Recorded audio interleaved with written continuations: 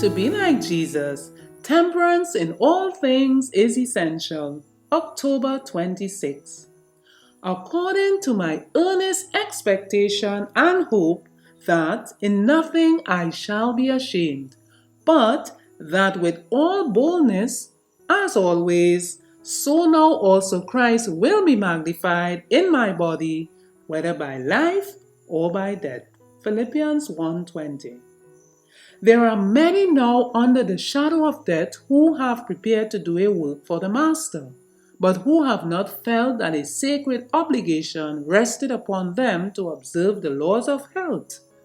The laws of the physical system are indeed the laws of God, but this fact seems to have been forgotten. Some have limited themselves to a diet that cannot sustain them in health. They have not provided nourishing food to take the place of injurious articles. And they have not considered that tact and ingenuity must be exercised in preparing food in the most healthful manner. The system must be properly nourished in order to perform its work. There are many in the world who indulge pernicious habits. Appetite is the law that governs them, and because of their wrong habits, the moral sense is clouded, and the power to discern sacred things is to a great extent destroyed. But it is necessary for Christians to be strictly temperate. They should place their standard high. Temperance in eating, drinking, and dressing is essential. Principles should rule instead of appetite or fancy. It means much to be true to God. He has claims upon all who are engaged in His service. He desires that mind and body be preserved in the best condition of health, every power and endowment under the divine control, and as vigorous as careful, strictly temperate habits can make them.